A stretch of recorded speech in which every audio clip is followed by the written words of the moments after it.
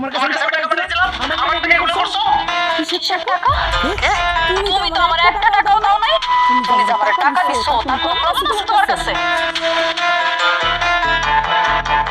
আল্লাহর কসম আল্লাহর কসম আমি বিদেশ যাওয়ার পরে আমি তোমার নামে অ্যাকাউন্ট করছিলাম, আমার আপন বাপ মা নামে অ্যাকাউন্ট করে দেয় নাই।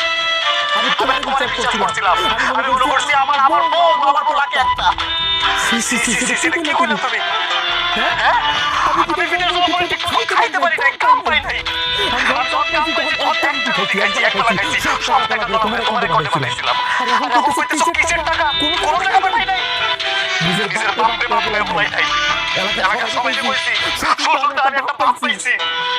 সবাই আমাকে কইছে আমি বলছি না আমার বাপের সোনা পুরোনে এই প্রতিদান দিলেন আপনি। আমার মা করে ডাকি